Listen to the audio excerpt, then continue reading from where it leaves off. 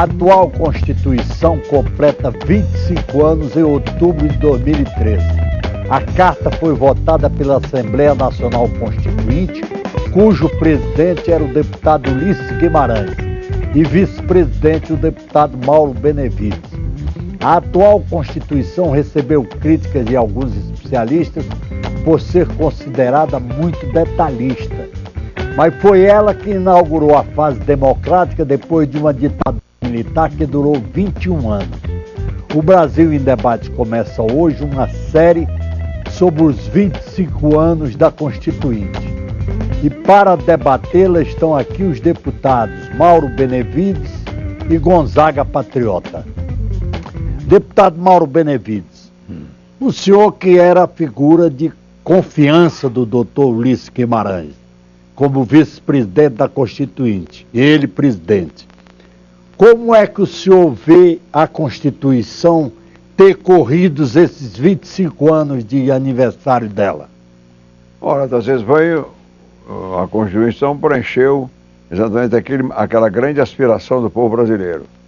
Depois de 21 anos de autoritarismo, de arbítrio, em que se não respeitavam os direitos individuais e coletivos.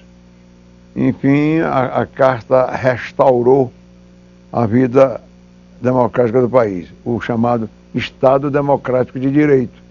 E com isso ela se impôs, porque naquele momento os quase 600 constituintes, senadores e deputados naquela época, reunidos conjuntamente, nós vivenciamos grandes instantes de luta, de confronto, de disputa, mas sempre todos impregnados da preocupação maior e basilar, que era de legar ao país uma carta que consubstanciasse, naquele momento, os anseios e aspirações da coletividade. É certo que nós, constituintes, daqui o Gonzaga Patriota aqui ao meu lado, nós tivemos a previsão de admitir que, como seres humanos não seríamos perfeitos, é que na própria Carta nós já delimitamos um prazo para o processo de revisão constitucional. 5 anos depois, se processaria a revisão constitucional para que nós pudéssemos exatamente inserir ainda aquelas conquistas que remanesceram dos debates e que não foram transplantados para o texto da Carta vigorante. Participei, naturalmente, da elaboração da Carta, tive a honra de ser o vice-presidente da Constituinte, ali ao lado do grande e inolvidável amigo Ulisses Guimarães, e como líder da maioria, então, no Congresso, no Senado e no Congresso, participei ao lado do relator Nelson Jobim dos trabalhos de ajustamento, naquele período revisional, daquilo que constituiria alguma lacuna, alguma falha, alguma inserção que nós, constituintes, não nos tínhamos preparados para fazê-lo no momento adequado. Por isso é que, na nossa previsibilidade de 5 anos para que se fizesse a revisão, isso se procurou cumprir, mas não fomos felizes no processo revisional, porque apenas 5 emendas, senhores telespectadores, foram aprovadas, quando muitas outras proposições tramitaram, mas que não tiveram condições de ser decididas e apreciadas pelo plenário da Assembleia Revisora. Deputado Gonzaga Patriota, o senhor também foi constituinte. O senhor, decorrido esses 25 anos, como é que encara o trabalho constituinte? Como é que o senhor vê o que foi feito? Quero cumprimentar o Tarcísio Benevides. Eu era menino lá no Ceará, estudava na URCA, e me espelhava no Mauro Benevides. Mauro Benevides do MDB, Mauro Benevides que lutava pela redemocratização do país. E terminei aqui em 82, depois em 86, como colega do Mauro Benevides na Assembleia Nacional Constituinte, presidida por Dr. Ulisses. O Mauro era o vice-presidente, o Bernardo Cabral, o relator geral. E Dr. Ulisses, ele criou aqui uns menudos. Aqui o Augusto Carvalho, que deve falar aqui também nesse bloco, que será feito agora para o aniversário de 25 anos da Constituinte, o Cássio Cunha Lima, que está por aqui também, o Aécio.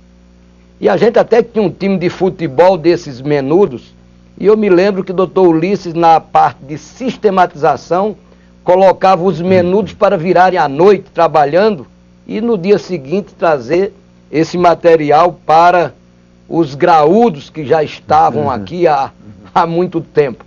Eu quero dizer que sou um político feliz em ter ajudado, em ter participado da feitura de uma lei para o meu país, que era um país pobre, era um país que vivia numa nuvem negra, que foi aquela ditadura de 64 a 85, e um país que em 25 anos, ele cresceu em tudo, se globalizou, melhorou, respeitou. Um país que a gente vê hoje ele dentro dos ditames democráticos do direito, e tudo isso a gente deve não apenas aos quase 600 constituintes, a gente deve à sociedade brasileira, a gente deve aos técnicos que vieram para cá. Em todos os capítulos tinha um, na parte penal, na parte civil, na parte constitucional, trabalhista. A gente tinha alguém fazendo aqui esse trabalho com os constituintes. Então eu digo, ô Tarcísio, que 25 anos de uma nova Constituição corresponde a 25 anos de um país de 500 anos, dos quais quase 400 anos de atraso, de ditadura, de perversidade, de perseguição, de discriminação com negros, com índios, com pobres. Então a gente vive 25 anos realmente de um Brasil, de um país redemocratizado, tranquilo, bem.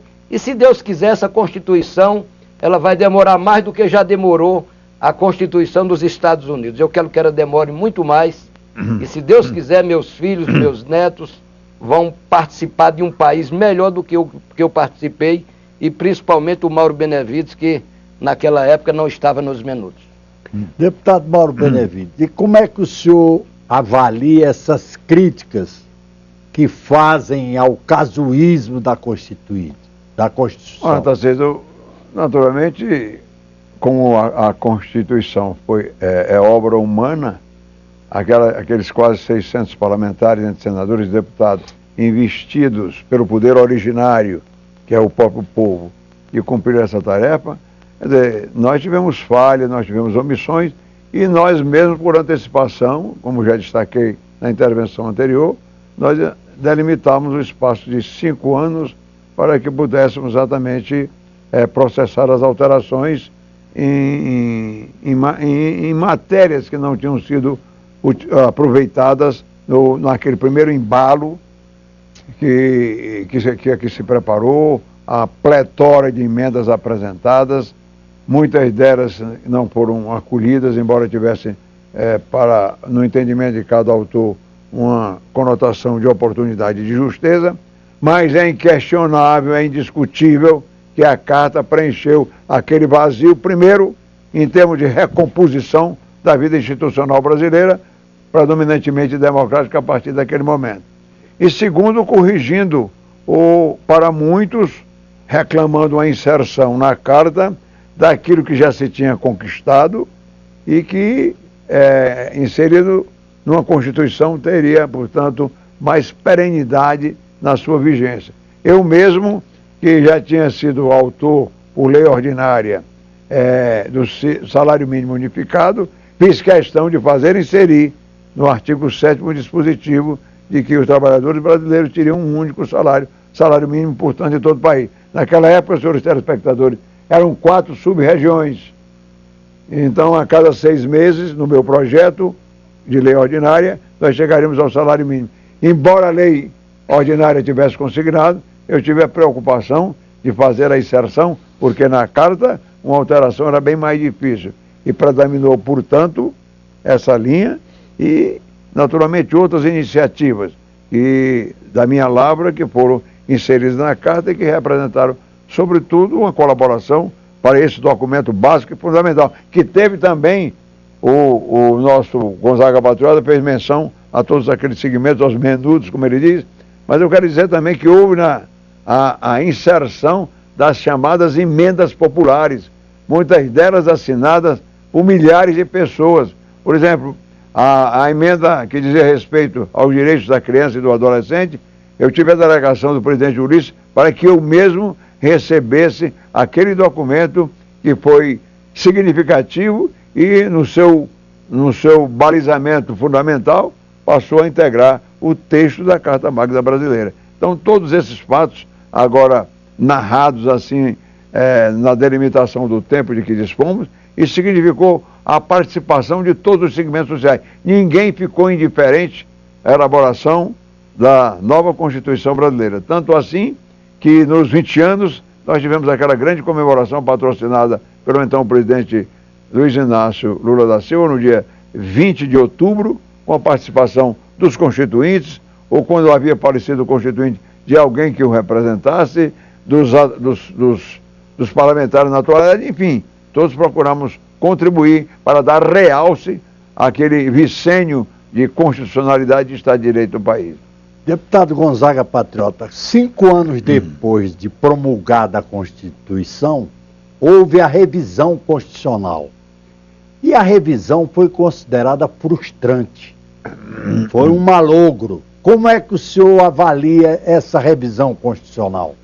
Olha, eu quero dizer que quando fizemos a Constituição, quando ela foi promulgada, doutor Ulisses levantou a Constituição e mostrando que eu imaginava que não precisava nem revisão nos 5 anos, porque era uma Constituição perfeita. Nos 5 anos depois, lutamos aqui, eu, Mauro Benevides e outros, para que houvessem já muitas mudanças na Constituição. De lá para cá, a gente já fez quase uma centena de emendas à Constituição. Eu fui, depois de constituinte, secretário nacional de trânsito, fiz o Código de Trânsito Brasileiro, mandei para o parlamento e achei que ele não ia nunca receber uma emenda, porque era um código perfeito. E hoje eu vejo que é um código que carece a cada dia mais emendas e mais reparos. No entanto, a gente quer dizer aqui, complementando o que falou o Benevides, nessa parte de salário mínimo, é que na Constituição tem coisas que elas crescem o Brasil. Por exemplo, uma emenda nossa da aposentadoria de homens e mulheres do campo. Hoje é a maior distribuição de renda no país. Isso, o Centrão, e nós tivemos que juntar Centro-Oeste, Norte e Nordeste, com 292 senhores e senhoras constituintes, para conseguir essa aprovação. Então, obviamente que ela ficou frustrada, porque não fizemos as emendas que eram necessárias, como ainda hoje é preciso fazer. Mas ela é uma Constituição boa e nós vamos fazendo como a reforma política, a reforma fiscal e tantas outras vão sendo feitas com a mesma Constituição cidadã de Ulisses Guimarães. O Brasil em Debate vai fazer um pequeno intervalo e volta já.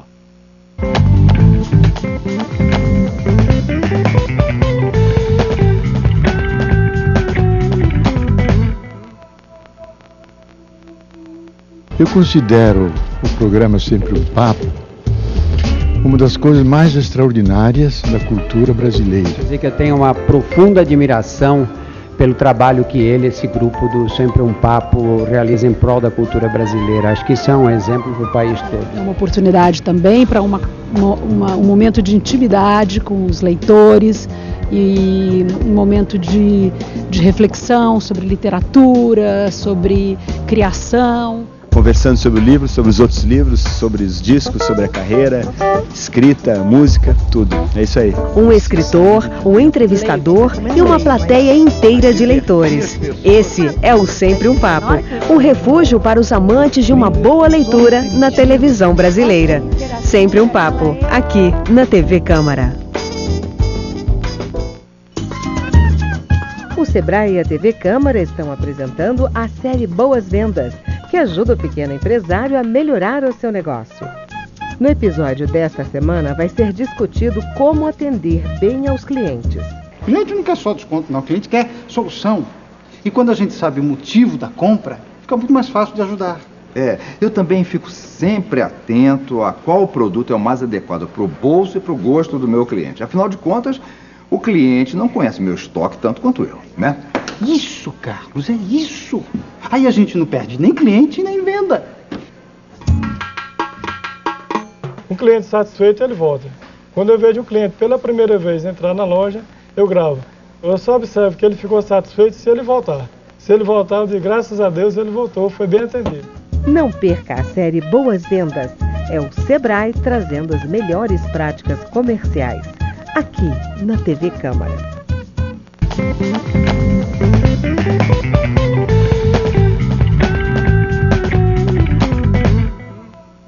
O Brasil em Debate está de volta com os deputados Mauro Benevides, do PMDB do Ceará, e Gonzaga Patriota, do PSB de Pernambuco. Nosso tema é o aniversário de 25 anos da Constituição.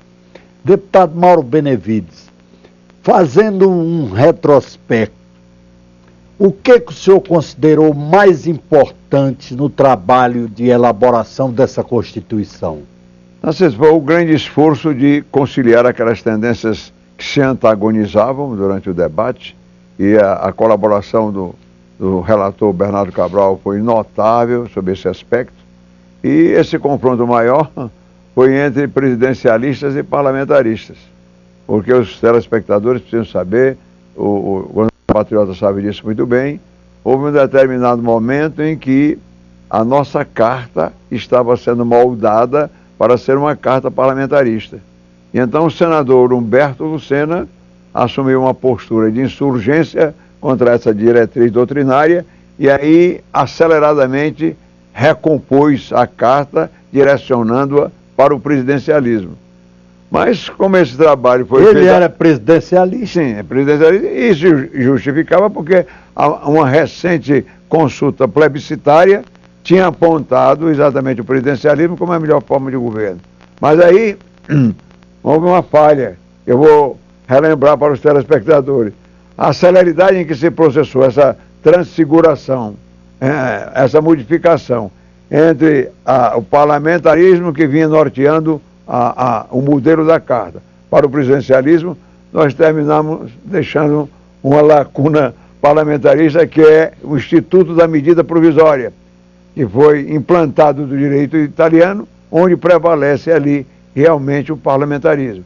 Então, por isso, nós cochilamos, eu diria assim, nós cochilamos naquele momento. O próprio Humberto Lucena depois se redimiu dessa falta, já que ele foi quem comandou a reinserção do presidencialismo no modelo que nós estamos elaborando, e essa falha se tornou irreparável, porque a medida provisória aí está sendo utilizada desbragadamente por todos os presidentes da República. Todos eles utilizaram excessivamente a MP, numa subestimação à iniciativa de nós parlamentares, senadores e deputados, que ficávamos privilegiando a medida provisória como instrumento legislativo de celeridade maior na sua apreciação. Deputado Gonzaga Patriota, o deputado Mauro Benevides tocou num ponto crucial, que é a medida provisória. O Instituto da Medida Provisória acabou se constituindo numa intervenção do Executivo no processo legislativo. Essa é a realidade, o senhor não acha? Nós reclamávamos muito do decreto-lei. Decreto-lei tem que se acabar. E aí deixamos, como falou o Benevides, depois de muita luta, ninguém deixou fácil, se aprovou a medida provisória. Só que a medida provisória tinha limite, era para alguma coisa urgente, urgentíssimo. E, lamentavelmente, hoje os governos, eles legislam, eles mandam a medida provisória já com força de lei, e essa medida provisória agora já tem limite, mas antes nem limite tinha. Tem medidas provisórias vigindo aqui como lei há mais de 10 anos. Hoje a gente tem esses 90 dias para brigar por isso, e a gente tem que acabar com isso, pelo menos que o governo não abuse como vem abusando todos os governos depois da Assembleia Nacional Constituinte. A gente tem que ver que, como eu falei aqui no início, tudo aqui a gente teve suporte para fazer. Eu falei aqui, na parte penal, a gente tinha aqui o filho do Miguel Reale, o Miguel Reale Júnior, que dava aquela assistência, e tinha hora que ele não aceitava determinadas coisas, mas, infelizmente, se dividiu o parlamento nos interesses de grupos. A gente teve aqui, foi muito importante, a bancada ruralista. Muito importante porque o Brasil triplicou a produção de grãos de exportação graças ao que se colocou também na Constituição, que está aí em vigor, e tantos outros setores cresceram, se desenvolveram, como as nossas exportações, o nosso crescimento econômico. Depois da Assembleia Nacional veio o governo de Collor. Se falou muito mal do governo de Collor, mas foi ele que fez a globalização do país, a modernização do país. Eu lembro que depois dele o Itamar trouxe de volta o Fusquinha. Hoje a gente não vê mais o Fusquinha, a não ser o Fusquinha na festa da Volkswagen, lá em Petrolina, agora no dia 21 de setembro, participamos, e eu sou do clube dos Fuscas, dos carros antigos, mas o Brasil se modernizou. Então eu acho que foi muito importante, e como você me pergunta, eu acho que a medida provisória tem que ter limite, ela nasceu, ela foi feita para ter limite, e não ser um instrumento de legislação do Poder Executivo em cima do Parlamento brasileiro. Eu acho que o que falta ao Parlamento é se impor mais. Nós somos um país de 200 e tantos milhões de pessoas. Somos 500 deputados e 80 senadores. A gente tem que vir para cá representar o povo e não chegar aqui representando grupos, aceitando determinadas coisas do governo. Sou amigo do presidente Lula, joguei bola com ele, mas na hora que ele mandou o fator previdenciário eu votei contra. Eu quero derrubar determinadas coisas que estão aí vigindo, mesmo fazendo parte do governo da presidente Dilma. Eu acho que ninguém pode vir para aqui, para o parlamento, e eu tenho mais de 30 anos como parlamentar, para ser instrumento de governo que faz medida provisória para prejudicar a sociedade brasileira. A gente tem que vir para cá para representar a sociedade, inclusive os movimentos sociais que estão aí, que nós defendemos e participamos deles, menos os mascarados e os vândalos. Deputado Mauro Benevides, esse Instituto da Medida Provisória realmente se transformou numa perene intervenção do Poder Executivo na área de competência do Poder Legislativo. Claro, o senhor não acha? Perfeitamente. E todos os presidentes, a começar pelo nosso grande amigo José Sarney, que foi o primeiro a utilizar a medida provisória, todos eles utilizaram o Instituto da Medida Provisória em detrimento daquela tradicional iniciativa que era a mensagem do presidente com projeto de lei para ser apreciado nas duas casas do parlamento. Então, hoje, a enxurrada de medidas provisórias faz com que nós nos comportemos exclusivamente na ordem do dia a apreciar medidas provisórias. Evidentemente, quando ainda presidente da casa, o hoje vice-presidente Michel Temer, ele deu uma interpretação regimental, permitindo que em sessões extraordinárias nós pudéssemos também apreciar os projetos de iniciativa parlamentar. Mas são raros, telespectadores, são raros, raríssimos os projetos de iniciativa parlamentar que chegam a tramitar nas duas casas do parlamento e se transformar em diploma legal vigorante. O que prepondera, continua preponderando, e nenhum presidente da República se esquivou de assinar a medida provisória. Nós estamos vivendo sob o império das MPs. MPs que são ampliadas por emendas, porque senadores e deputados não vão se abster de apresentar matérias que não são correlatamente vinculadas ao objetivo da MP e, naturalmente, fazem os enxertos das emendas e transformam o texto original em algo que trará problemas até para que a própria presidente da República vete muitos dispositivos. E esses dispositivos vetados agora passaram a ser, dentro do entendimento das duas casas, objeto de uma decisão seletiva para que nós apreciemos os vetos e possamos fazê-lo dentro daquela manifestação, até esse momento, dentro do voto secreto. Já se pretende alterar, como a Câmara já o fez, a conotação na apreciação do voto nos vetos, que passará a ser um voto aberto, o que o Senado reagiu a essa iniciativa e nós estamos ainda na expectativa de que possa surgir uma alternativa que garanta ao parlamentar exercer a sua vontade sobre aquelas matérias que, vetadas pelo presidente da República, voltam a ser apreciadas pelas casas legislativas, ou seja, Senado e Câmara dos Deputados.